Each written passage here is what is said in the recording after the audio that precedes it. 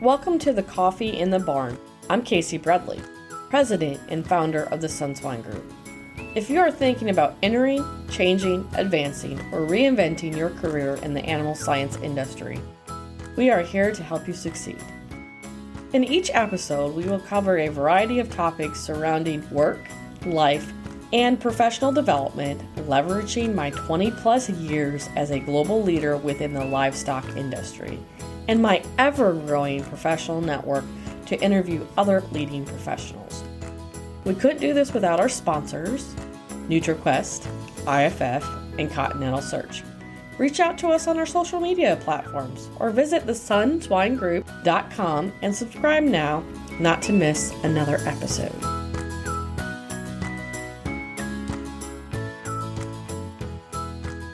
Hey guys, this is Casey Bradley, your host for Coffee in the Barn. In today's episode, we're going to take a short snippet from the webinar that I had with Dr. Marc De Beer with Aviagen. So Marc and I were classmates, and I've watched his career grow throughout his life as either a customer or a competitor, and I got to hear about his career history not through his eyes.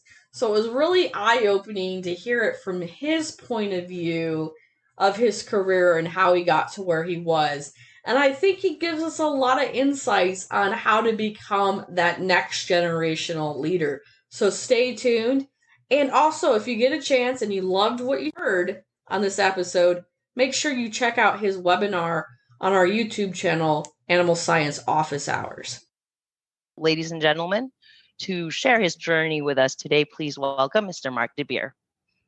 Thanks, Trish. Thank you. So I think the process here is that I'll tell you a little bit about myself, which and my journey. It is tough talking about yourself. I'll be honest, but so anytime I think the idea is for you guys to jump in, and if you have questions, and then we'll turn it, I guess, into a little bit of Q&A or some discussion. I grew up in a very rural community on the east coast of South Africa, mostly sugarcane farming communities. I went away for school. I left home when I was 12 years old when I left. Pretty much never lived with my parents ever since. So it's kind of been, I'm one of those more like a nomad. You know, I've lived in a lot of different places and kind of normal, right? There was no option for us to stay in the place we grew up. There was just a very, very small community with very limited opportunities. So we're fortunate to go to good schools and then, you know, from there it's sort of continued to grow. But I got to the University of Stellenbosch in South Africa studying animal science. I studied animal science because I was fascinated with wildlife. I grew up in a place with lots of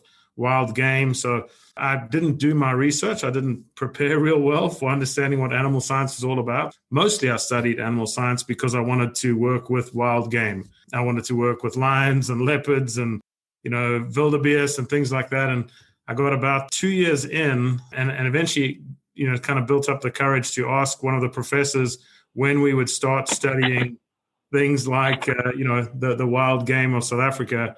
And I came to find out that's not at all what animal science was about. It was production agriculture for the most part. So it was a pretty big shock. To be honest, I didn't have any interest in being a vet. So they said, well, you could become a vet and maybe take that path. I didn't want to do that because I didn't want to take that long to study. I'd sort of set my heart on maximum of 4 years of study. So vet was off the table. And then they had a game capture course. I don't know how familiar many of you are with game capture, but, you know, darting animals, moving them around, how to handle big wild animals. And so that was interesting. And then I found out that like there's literally 2 jobs in the whole country for people who specialize in game capture. So it started to make little sense as a career option. So I just kind of carried on and I got to the end of my undergraduate. Became pretty obvious I wasn't prepared to go to the workforce. I didn't really have any skills that were going to translate to something I wanted to do. So the easy thing to do was, well, keep studying. And at that point, I'd become interested in nutrition. Of all the classes I'd done, nutrition was probably the most interesting one for me. And I heard that you can get jobs as a nutritionist. It was like sort of a possibility at least. And then it was a point of choosing which species to work with. And I had no interest in chickens, frankly. Was not really intrigued by the prospect of working with chickens. But from what I understood from our professors, that was the most likely place you could get a job. And I remember very clearly the head of our department saying, you're never going to make much money. You're never going to be wealthy. but you'll work with people who are mostly good, decent, honest people. And so you have that to look forward to. So, and he was right about all of that. Well, maybe not entirely about them. I think people can make very good living in our industry, but it was not very inspiring. I'll be honest. I think I felt looking back, I was like, man, maybe I should have done something different. Having said that, I stuck with it, got to the end of my master's degree, met a professor from the United States, actually started a little business with a friend selling organic fruit and vegetables before organic was cool in South Africa. So we had a bunch of farmers growing organic produce, had nowhere to sell it. They couldn't figure out how to sell it. So we basically acted as middlemen, helping them, meet up with restaurants and hotels and stuff where tourists would buy organic produce. So that was a nice little business, but also uninspiring. The thought that you would spend the rest of your life selling fruit and vegetables was again, something I probably hadn't prepared myself for. But having said, I finally met this professor from the US, and he said, well, you should come study in the US. We've got great research programs. He was at the University of Arkansas. And so, after a little while, I'd said to him, hey, I don't think that's something I could ever afford. It'd be pretty tough for me to pay for it. He explained how the assistantship program worked. It started to become more and more intriguing. And after about a year of selling fruit and vegetables, fairly successfully, we had a nice little business. I thought, man, if you want to be good at something, if you want to be exposed to the folks who are the best at what they do, the US would probably be a great place to do that from. And so he had laid out how this might work. And I actually, for the first time in my life, went and signed up for a Yahoo email address. I didn't have email at that time. Just never, ever had used the email. Signed up for a Yahoo email address, emailed him, and lo and behold, he responded in minutes, which was freakish for me at the time. I had never seen something like that.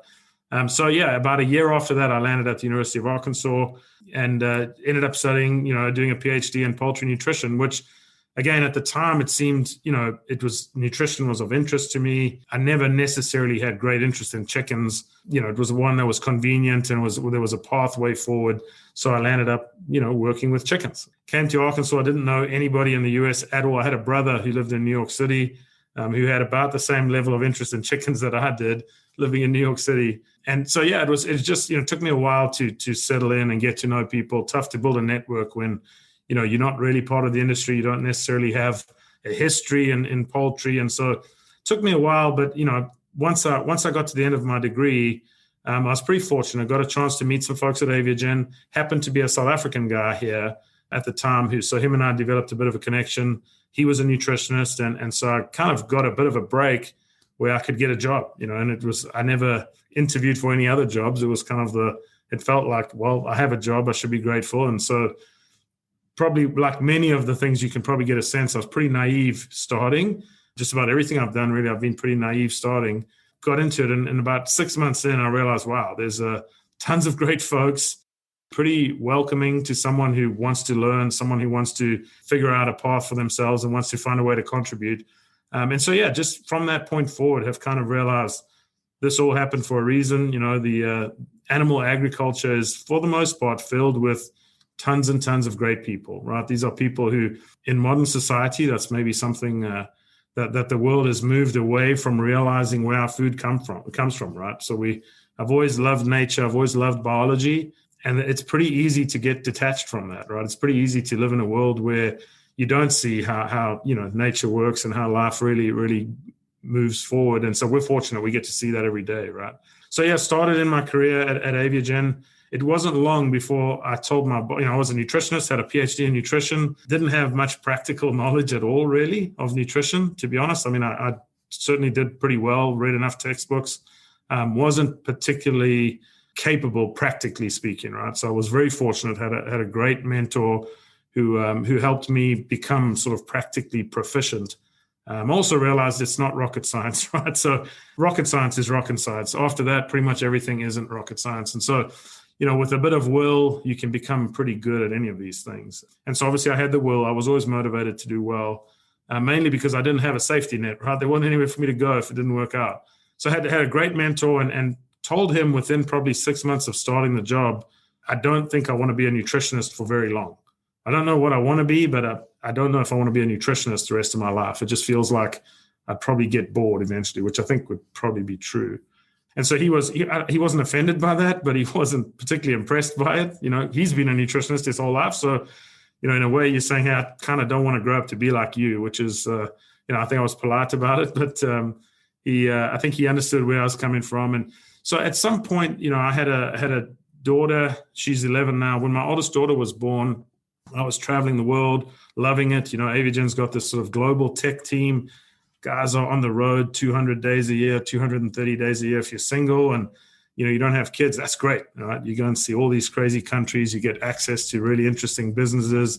But I realized I can't keep doing this now that I'm a dad. So an opportunity came along at DSM, and it was in a marketing role, which again, in like a lot of the industry, marketing is really kind of a technically oriented. So I had a little bit of the technical background, no real marketing know-how whatsoever. But it was a pretty easy fit because of the technical stuff. And really from there, that kind of stepped out of, being a nutritionist into what was then marketing, was just really a stepping stone. I kind of slowly but surely got more and more interested in the business aspect of it and really understanding how the business operated. I felt like nutrition was really critical, but it occupied a part of the business that you were somehow detached from the other elements of the business. So I was very interested to learn more, right? I was, unsatisfied and wanted to learn more. And so DSM afforded me that opportunity. And then, my boss, which is unfortunately has proven to be a consistent pattern, either my boss quits or retires fairly soon after I arrive. So I typically warn my new bosses that, they might have their days are numbered if history's anything to go by. So my boss retired. Him and I developed a great relationship. He retired, and he recommended me to take over as the business leader for DSM in North America. And so I had to head over to Switzerland for some interviews with some of the managing board. They have a process whereby they vet potential new candidates. And I remember reading Finance for Dummies on the airplane because there was a lot of words, I thought I knew what they meant, but if someone really asked me what it means, I'd be, I could be exposed pretty badly, right? You kind of, you give an impression of knowing what's going on, but if someone really starts to pin you down, I was a little worried they might find out that I wasn't necessarily educated on some of these things. So spent a lot of time reading and preparing myself. In the end, I was fortunate and they gave me that shot, and we were lucky. I think at DSM, we had a tough time for a number of years. Prices weren't going in our favor. Had some things happen that were positive for the business, which was great. It was kind of, I benefited from that. I was, kind of in the right place at the right time. But at the same time, I think one of the big lessons there was, I wasn't the expert. Suddenly, if you're a nutritionist and your nutritional expertise, you need to be the expert. Clearly, taking on a much broader role, it's a pretty quick realization, hey, I'm not going to be the expert in all things associated with our business. So it's a pretty humbling experience, but also good because it made me realize if we empower more and more people to be the experts, that's the beauty of managing a group, right? You get to sort of help the others be excellent at what they do, and then inherently, you get to manage a team of excellent people. So you kind of look good, even though you didn't necessarily, you weren't the one who made it all work. So that was a great experience. I was very fortunate. And then, Elanco came along and had this interest in building a nutritional health business. I had no interest in leaving DSM at the time. It was kind of things were going well. I was pretty happy there. But the opportunity came along that it was positioned to me in a way that was really attractive, right? Something very entrepreneurial, something building from the ground up. And so at that point, after about 5 years, maybe 6 years at DSM, it was a great, it looked like a great opportunity to go and do something entrepreneurial, something that really you could sort of build from the ground up. You weren't depending on all those who came before you and sort of riding on their coattails.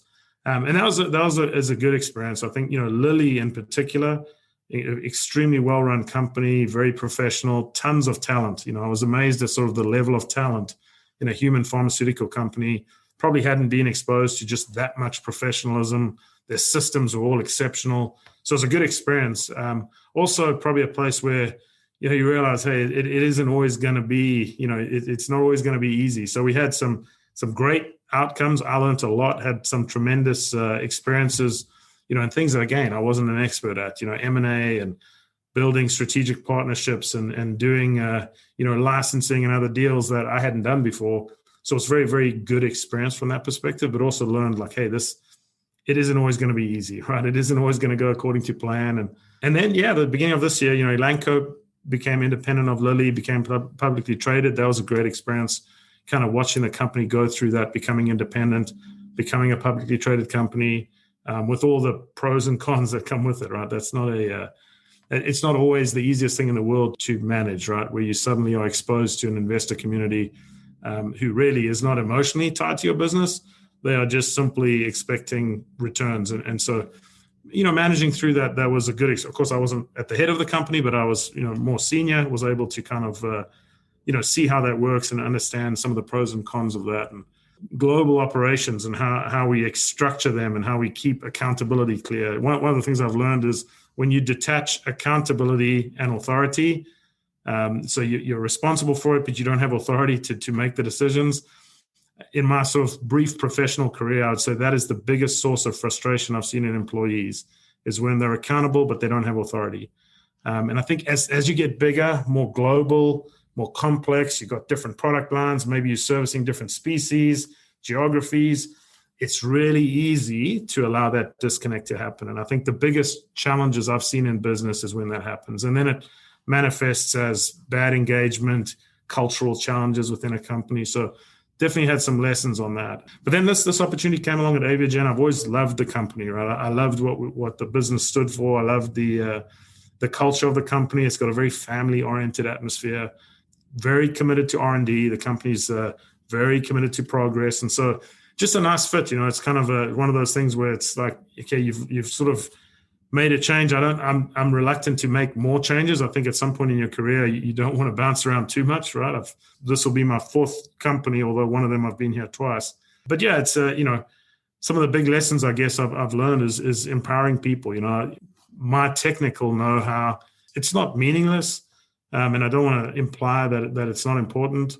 But at this point, I've realized none of my technical know-how is of much significance or much importance if you can't engage with people, if you can't help to build relationships and help empower people to feel confident that they can bring value. So I'd say my biggest contributions to any company is really just empowering other people, right? Which a lot of it, people will tell you chickens are relatively easy, right? The biology typically doesn't lie.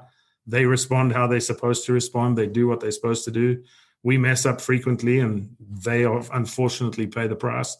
But people are a little more unpredictable, right? And, fundamentally, people have pretty basic needs, whether you're in South Africa, Thailand, Russia, the United States. Most people just want to be valued, right? They want to know that they're contributing something of value, have opportunity. And opportunity is different for, what I think is opportunity might be different from someone else. Valuing people, I think, is as companies get bigger, more corporate, feel pressure from investors, ownership, that's probably the easiest thing to forget is, the value that people bring. And you don't exist as a company without the people that make it up. I think that's, my biggest learning. And I think with, you can look, LinkedIn is a perfect place to look, right? Every company touts how incredible their culture is and just all the wonderful stuff they're doing and their social responsibility and corporately, all the wonderful stuff they're doing. And, I don't want to be a cynic and say that it isn't all real, but the people will tell you pretty quick, right? And they don't have to say it verbally. You can watch them and see how they behave and see the way they treat their company. It becomes pretty obvious pretty quickly. So something I've learned is that I want to be part of something authentic, right? I don't want to be part of something that, looks good on the outside, but when you dig in a little bit, it's maybe not what it looks like on the surface. So I feel really good about that here. We aren't the flashiest. We aren't the most vocal, probably not as public as a lot of others with some of the things we do, but there's truly a family atmosphere. People work hard, right? Very accountable. It's a culture of we win together, we lose together. And, over time I've learned that I like that. So I was really thrilled when my ex-classmate and friend in the industry, Marc De Beer, said yes to being on Coffee and Careers. Because believe it or not, he was one of the first graduate students I met at the University of Arkansas when I started going to classes. It was Dr. Kuhn's class, biochemical nutrition. He was the smartest guy in the room, or maybe the most outspoken. He was more senior in his program than we were. I was a master's student and he was working on his PhD at the time. And since he's left, I've had the opportunity to interact with Dr. De Beer quite a bit in his career, either as a customer when he was at DSM, and then he left DSM and went to Elanco about a little bit before I joined DSM. And always hearing his employees talk about him that used to work for Marc De Beer. And This guy is a natural leader, and he really motivated people. He really speaks to people, like his team people, like die-hard, loyal, respect Marc De Beer and his culture. And he's changed in his careers, and now he's at Aviagen, thriving again. And he made that decision from a cultural standpoint and a leadership standpoint. And here we were so lucky as an industry to get Dr. De Beer to be a part of the industry, because it was about, what can I get a job in? I didn't know I really wanted to do this, and I didn't care about chickens when you hear him talk about that. And I think it's so incredible and inspiring that no matter where you are in your career, no matter what experience you have, that you'll find your path and be really successful. And he's really modest about his background and what he's done. I think he's one of the most influential people in the poultry industry today. And his leadership style and his personality really sets him apart. And that's what I admire most about him. I don't feel I have any shortcomings compared to Dr. De Beer. He's obviously an executive, and maybe I guess I'm an executive now in my own company that's going to be like a superstar company someday, I hope. But, I used to get even imposter syndrome from him. I'm like, how can he be so successful, so fast in his career? And, just hear people talk about him like literally if we were in war, like he would follow the guy into your death type of guy. And I really admire what he's done and his values and his leadership style. Marissa, do you think it's possible, looking at where you are today, soon to be a fresh grad, do you think you could become that vice president, that president of a major company someday? And do you see that inspiration or that ability to get there? Is that even something maybe you want?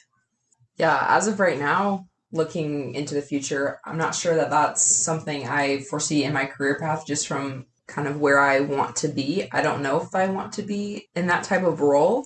However, I think I have the tools and the ability to get there if eventually I decide to change my mind and decide to pursue that route. No, I agree. It's some underlying tones and messages from Dr. De Beer, either on the webinar or talking to him in general, is he talked about his network, key people in his career that influenced where he went.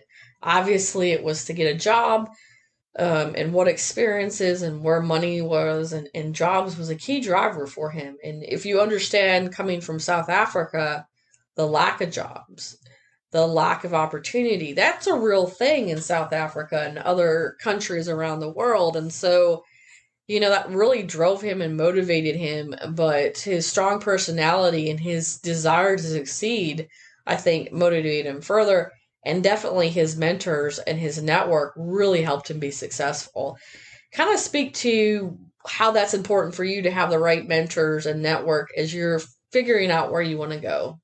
Having built a network to the capacity that I have, such an early time in my haven't even started my career yet, I am blown away at the amount of mentorship and job leads and professional development and personal development that I have gained from my network. I know that my network stands behind me and pushes me to be a better person and a better professional. And any journey I decide to pursue, I'm going to have my network backing me up and trying to help me in any way that they can. So taking from a different episode is how to network like a boss. And it's really how do you get people outside of the room to talk about you when you're not there. And I think, you hear me talking about Marc De Beer that way. Like this guy, like he was on the pedestal, and I'm like, I'm joining him now, right? I feel like I can join him. There's no more imposter syndrome there in my mind at my point in my career, but I've always looked up to Dr. De Beer. And ever since that young graduate student, I'm like, how is he so smart, And then, of course, his accent was, just a cherry on top. But really learning from him, watching from a distance in his career, I think you can take a lot through this conversation on this webinar with Marc. and learn from him. So if you want to be that executive, you want to be the next Marc De Beer, you have to listen to this webinar. And I could even imagine that for the right person and right reasons, if you were looking for a mentor and you wanted to have a conversation with Dr. De Beer, we could arrange that for you. So, Marc, if you're listening, we may get some people that take me up on that, and hopefully you can open the door of the discussions with the students. But it's really impressive what Dr. De Beer has done in his career. And what I want to see more leaders out there like him. I want you to develop into the Marc De Beer. As he told you, it didn't happen overnight. He didn't have interest in that. And his experiences really shaped him into that leader. And I really admire him. And there's a lot to take away from his career journey to understand what you can do with your career too. Obviously, Dr. De Beer isn't a safari manager or park ranger like he maybe had first impressions of being, or a veterinarian, but he is a poultry nutritionist. Not only that, he's had some C-level jobs in his career and is now leading the charge at Aviagen. So lots of insights, as I said during the conversation about Dr. De Beer's presentation, and knowing him personally, he is a leader that I think we all need to strive to be like. I'm glad that I finally feel like I can be on the same level as Dr. De Beer in my own professional life, and I hope you all have the opportunity to get there as well. So keep learning, keep growing, and keep being you.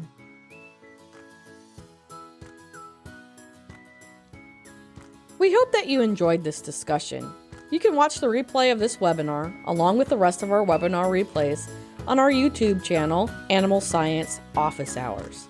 And now we would like to also thank our sponsors once again, NutriQuest, IFF, and Continental Search. We are gracious that you support us in this journey. Before we go, are you finding it difficult to create your own version of success? Do you even know what success looks like for you? Well, if you don't, I suggest that you reach out to the SunSwine Group by visiting our website and booking your free next steps. We'll discuss your career and how the SunSwine Group can help you navigate that. Because our model is simple. We make pigs and dreams fly. Our mission is to share knowledge, to mentor future leaders, and transform innovation while creating a neural network of expertise to help any person, including you, any animal, or any company succeed. Thank you for listening, and don't forget to check out our socials. Find us on Facebook and LinkedIn at Coffee and Careers in Animal Science, or Instagram at coffee.and.careers. And remember, life is short. Drink your coffee in the barn.